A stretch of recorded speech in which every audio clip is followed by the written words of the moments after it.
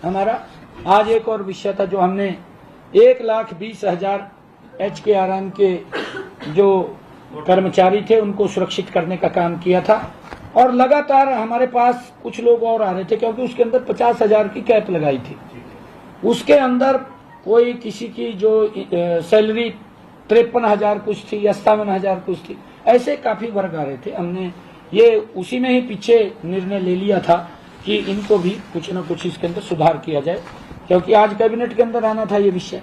ये कैबिनेट के अंदर आया है कि ऐसे 50,000 से कम वेतन लेने वाले अनुबंधित कर्मचारियों की सेवाओं को सुरक्षित करने का फैसला वो पीछे लिया गया था।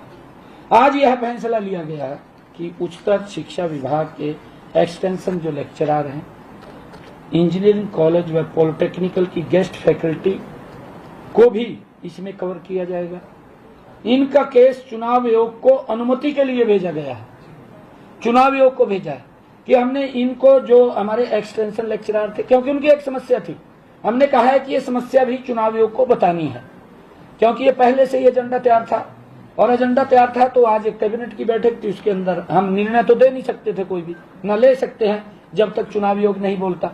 चुनाव आयोग बोलेगा तो हमने कहा है कि इसको चुनाव आयोग को भेजे। अगर वो हमें इसको, क्योंकि ये समस्या है, क्योंकि उनकी ये एक्सटेंशन लेक्चरर हैं, इंजीनियरिंग कॉलेज के हैं और पॉलिटेक्निकल गेस्ट के हैं, कि आप चुनाव आयोग को भेजें और जो भी वो अनुमति देगा उसके बाद उसके ऊपर हम कार्रवाई करेंगे। हम केवल चुनाव आयोग को भेज रहे हैं। चुनाव आयोग को हमने रिपोर्टें देखी, आज उसके ऊपर देखिए, मैंने बताना तो था ना भी, क्योंकि एजेंडे में था। ये हमारे पास आया, निर्णय कोई नहीं किया, निर्णय चुनाव आयोग के ऊपर है। अगर वो निर्णय करता है तो ठीक है, नहीं तो उसके ऊपर परमिशन देगा तो लागू कर देंगे। चुनाव आयोग के ऊपर है। 50,000 से ऊपर है एक्सटेंशन लेक्चर या जो भी है। हाँ, मैंने कहा है कि इसके अंदर कुछ एक्सटेंशन इंक्रीज किया, उसके अंदर इंक्रीज किया कि हम उनको शामिल करें, ओपन करें। इसके अंदर ऐसा किया, हमने ऐसा किया। नहीं, ऐसा किया है इसके अंदर भी, एक साथ लगे टीचर जिसकी डिग्री कम थी उसको 35,000 रुपए मिल रहे हैं, क्योंकि पूर्व के अंदर इसी प्रकार से वो लगाया गया था। और जिनके पास PhD की डिग्री है उनको सैलरी ज्यादा मिल रही है। ये वो कह रहे कि हमारा तो कसूर नहीं है कोई, हम साथ लगे, ये तो सुरक्षित हो गए, हम सुरक्षित नहीं हुए। तो उस समस्या को, जेन्युइन समस्या थी इनकी। हाँ, ये लगभग 2-1 हजार के करीब है, लगभग इतना का। हाँ, इतना का। इसके अलावा अन्य विभागों में लगे अनुबंधित कर्मचारी, जिनमें सभी तरह की रजिस्टर्ड सोसाइटियों जैसे समग्र शिक्षा परिषद, Haryana AIDS control society, NHM work education instructor, NHM work education instructor, Aarohi model school, computer professional teacher डिट्स इत्यादि शामिल हैं। DITS डिट्स शामिल हैं तथा कई अन्य विभागों में कार्यरत फिक्स पे, जिनकी फिक्स पे थी, वाले कर्मचारी जैसे police SPO, public health term appointee, जो इस अध्यादेश में फिलहाल कवर नहीं हो रहे हैं, उन्हें इसका लाभ देने के लिए मुख्य सचिव की अध्यक्षता में एक कमेटी का गठन हमने कर दिया है कि वो उनकी सारी समस्याओं को देखेंगे और देख करके कमेटी रिपोर्ट देगी, उसके ऊपर फिर कैबिनेट निर्णय लेगी। अभी तो हमने ये काम किया, उनके बारे में ये विचार किया। इस कमेटी में प्रधान सचिव शामिल होंगे, जो कमेटी बनाई है। ऐसे सभी केसों का अध्ययन करने के बाद यह कमेटी अपनी सिफारिश चुनाव आयोग को देगी।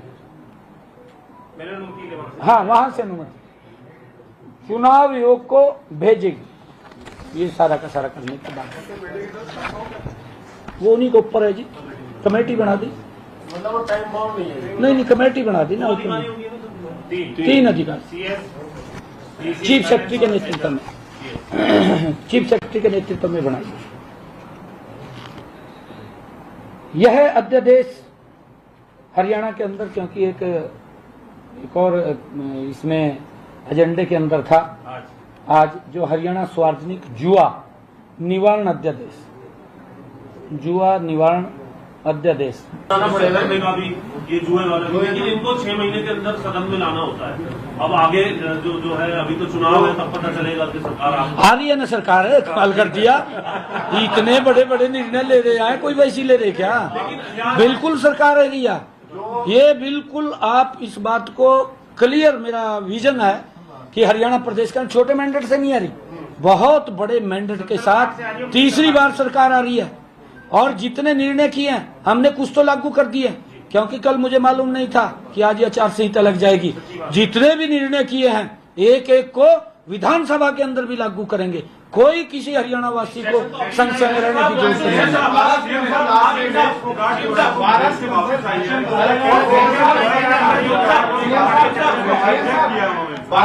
नहीं देखिए, मैं बेटी का स्वागत करता हूं, हरियाणा की धरती पे वो आई है, क्योंकि चुनाव आयोग हमने देखा है, ये तो मैंने बताया है, क्योंकि जब ये कैबिनेट के अंदर विषय आ रहे हैं तो मेरा बताना फर्ज है। फैसला हमने कोई नहीं लिया, नाम फैसला ले सकते हैं, फैसला चुनाव आयोग को भेजा है कि हमने कहा है कि चुनाव आयोग को भेजे, जो वो निर्णय करेगा उसके बाद